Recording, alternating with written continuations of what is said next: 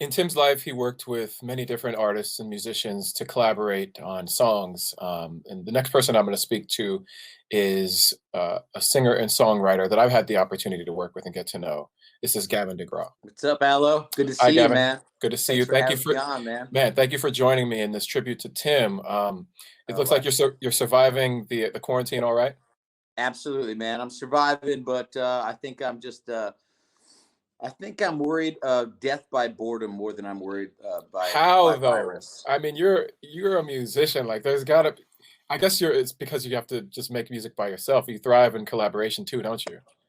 I definitely thrive in collabs, but man, I want to collaborate in life in general. You know what I mean? So, Yeah. um, getting together with a talented, genius like you is definitely part of my lifeblood. And also, I fundamentally miss doing the other thing, which is my other favorite thing to do, which is drinking with strangers. Oh, So, you know, of and course. What, you have a restaurant, right? You have a restaurant, a bar? yeah, you have a restaurant bar here downtown, Nashville Underground. We're like this giant um, megaplex barroom, honky tonk, bull riding, and all kinds of that cool stuff. And so, usually we're popping right about now, but unfortunately, the world is on pause. So I miss the energy. I miss seeing people getting rowdy on the streets and the music blaring out of every bar room in this town. Yeah. Yeah. I could imagine.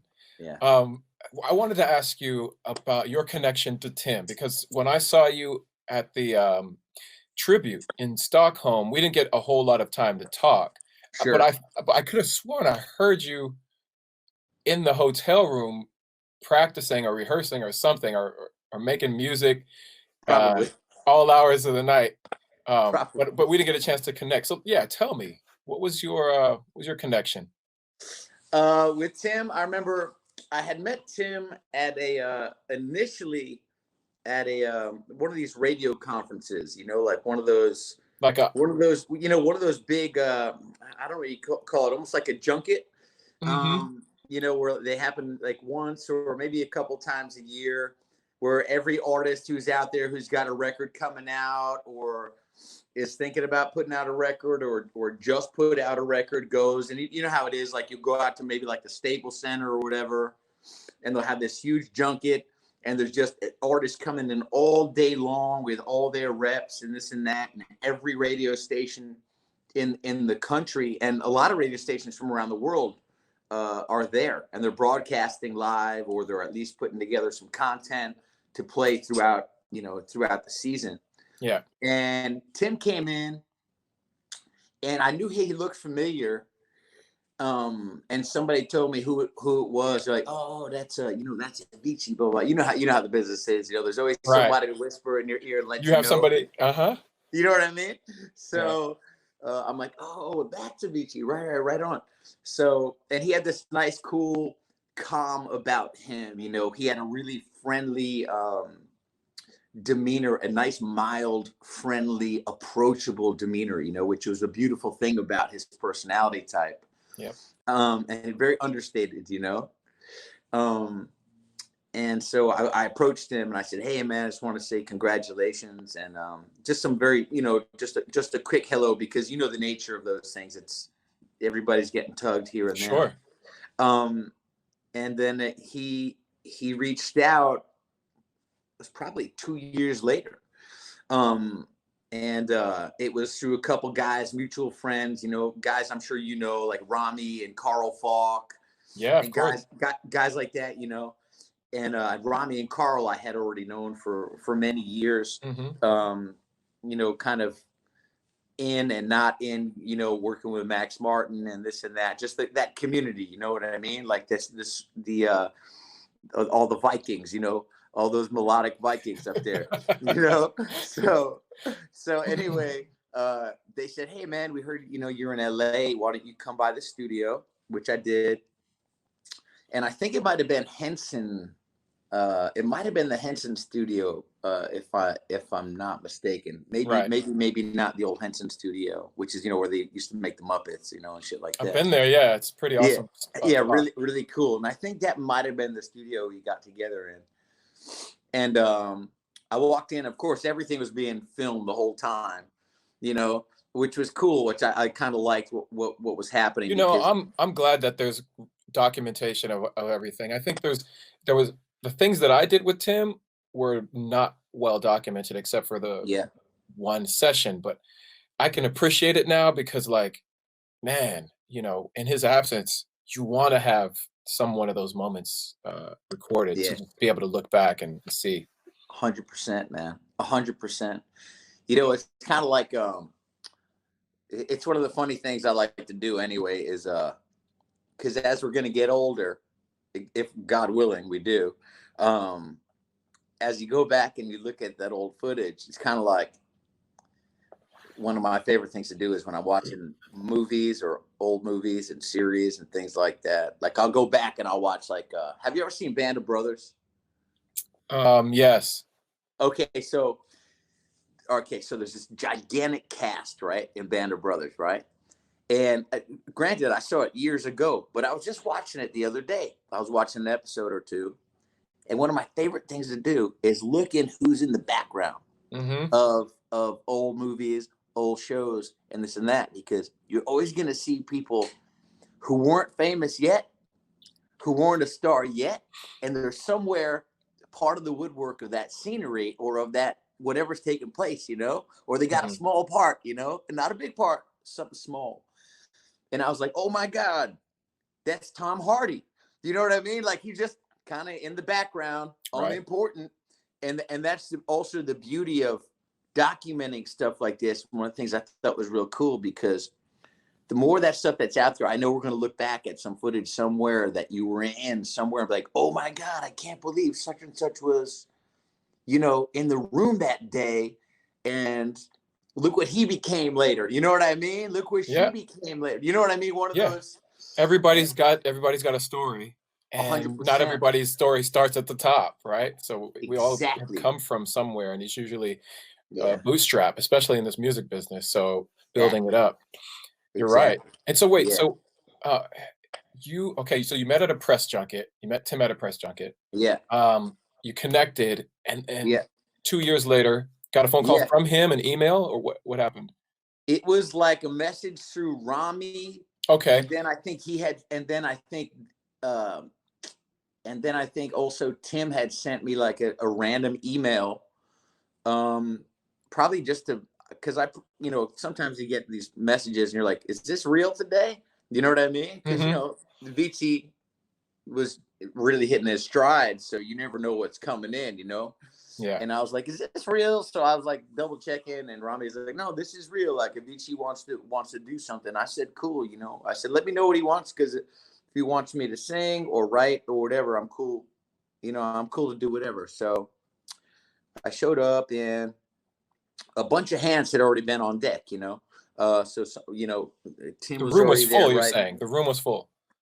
Well, yeah, the room was full, and a lot of people apparently had already come and gone on the Okay. session. As you know, the nature of music, it doesn't necessarily all get accomplished in one day. It may Sure. go on for years sometimes. Um, and so, I was like, well, who's been on it so far? And I think Mike Posner had already been in there working. It was just one of these, it was like, it was another day in the music business. You know what I mean? So, and then Carl was like, "Hey man, play something like, lay something down like, the top of like the riff from the top of Chariot or something like that." Um, and I was like, "Oh, I don't."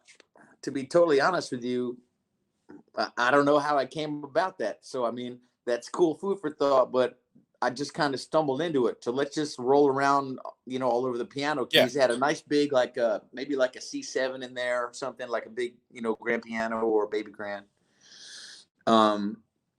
And we just started beating this thing to death. You know what I mean? I mean, it was a piano tuner's nightmare when we left that room, I'm sure. You know what I mean? It was like just absolute cavemen, you know, and but but it was cool. And then I tried laying down some ideas. We're throwing some ideas back and forth lyrically, and we couldn't come up with a concept, you know. And I said, well, let's keep it local, you know. Well, how about a local vibe? Like, what about that guy? He dresses up like Jesus, So and he wait, likes to go. the question is, were you already in LA? Were you living in LA? Were you just passing through? Did you I come was specifically for the session? so I've never really lived. I've never been a resident of Los Angeles, but I've always gone in and out of that town, you know, for extended periods of time. You know, there's been times where I'd rent an apartment for a few months, or and work on a record, or you know, live at the dreaded Oakwood Apartments when I first got my record deal, which was like the absolute. I mean, that was like one of those places where like only like graduate students and divorcees live, and you know, if you're the unlucky recording artist, you know, Everybody hates you. dude, just just just just a tough place to live at the time, you know. um but at this time I was just in and out of town for work, you know, because I was already up and running, my career was up and running. So you know, there's really a handful of places or less in the world where you have to be if you're making music, you know. Yeah. And LA is one of them. You know, there's certain cities you can't cross off the map and say, nah, I don't want to go there. I don't need to work there. You need to work there. And Yeah. I mean, if you're in our business, you must be in Los Angeles, you know, at least some of the time, right? Mm-hmm. So I happened to be there working anyway. So the timing was really just perfect, you know. And you know, it's not like you don't want to be able to say, no, sorry, I can't take a meeting. I'm working with Avicii this week. You know what I mean? Like you want to be able to say those kind of things to people, you know, because it's credible, it's relevant, it's cool, and those are the best excuses to not have to do something else you don't really want to do. So you know, like, nah, sorry, I can't be there today. Working with Tim, you know. So you know, so Yeah, there are levels in this game. There's a yeah, hierarchy, some there are. priorities. Yep. It's true. There really are, and there's always going to be, right?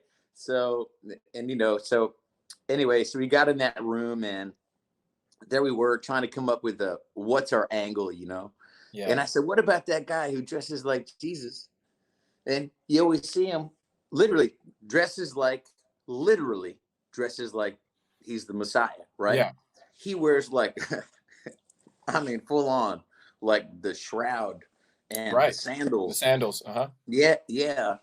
And he pops in and out of bars and stuff on Sunset Strip, you know, this guy. And he's this man is always in, you know, full Halloween costume garb, you Mm-hmm. know.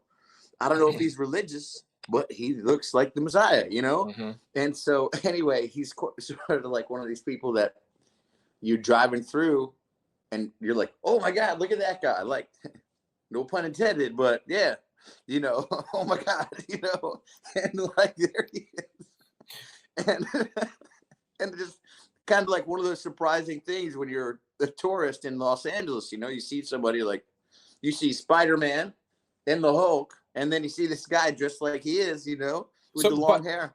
by the time you Surprise. decided to introduce the concept for lyrically to talk about Sunset Jesus, had you Yeah. already come up with chord progression or the sound of what you wanted to No, man, it was make? pretty. There was a little bit of stuff happening where the guys were bouncing some ideas around, and I feel like by the time we left that night, it become something else. But you know, that's the nature of creation: is you can come in with something in a major key and leave with something that sounds like the absolute like most haunting, terrifying, you know, just you know, this is the nature of creation. And so whatever small spark there were there. Yeah. And even if you start all over, whatever it was you were, you know, spun from is its own thing, you know what I mean? Um, and so I don't know how all of it really came about. I was just told this person came through, that person came through, and there were little nuggets, little nuggets there, That's my dad coming in. Oh, by the Okay. way, this is my dog. So anyway, um, The question I have for you is like, during the session, yeah, my experience with Tim was like in a session, there was not really small talk. We were just really in there working and getting from 0 to 100 with trying to make a song. Did you guys have yeah. small talk, laughs, conversations? I don't know how much small talk there was. I mean, I usually, for me, personality type wise, I play it. I can play it both sides, depending on the day. But typically, if I'm the new guy in the room, I just kind of come in like a bull in a china shop, just to kind of break down the social walls. You know what I mean? Hmm. Just so everybody knows they're free to, just be whoever they want to be. Yeah. Um, so, but he laughed here and there, but you could tell he had music on his mind. Yeah, You for sure. know, yeah, and it was just his nature. You know what I mean? And once we got through some of that stuff, um, well, after I was like, what about that guy? He dresses like the Messiah, this and that, and he's up and down Sunset. And Rami was like, Sunset Jesus, and I said, yes, that's the title. Yeah, yeah, yeah. And then we took it from there, really. And then Tim would send me ideas back and forth via email. Like, I'm thinking about this, I'm thinking about that. You know what I mean? Hmm. And ideas that were so outrageous, that but Sonically outrageous. sonically they're just out, like, but just, I remember he sent me something. It was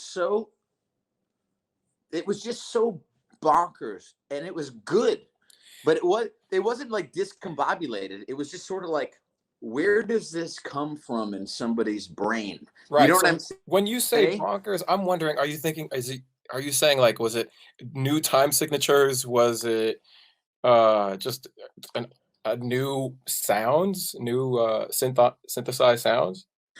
Well, interestingly, see, I'm not deep enough in the EDM world to be able to tell you what a new sound is in that Okay, world, okay, right? got you. Me neither. I Right? don't think so. Right? But there was music being made, and it was all palatable, like it was attractive. It was hitting my ear in a pleasant way.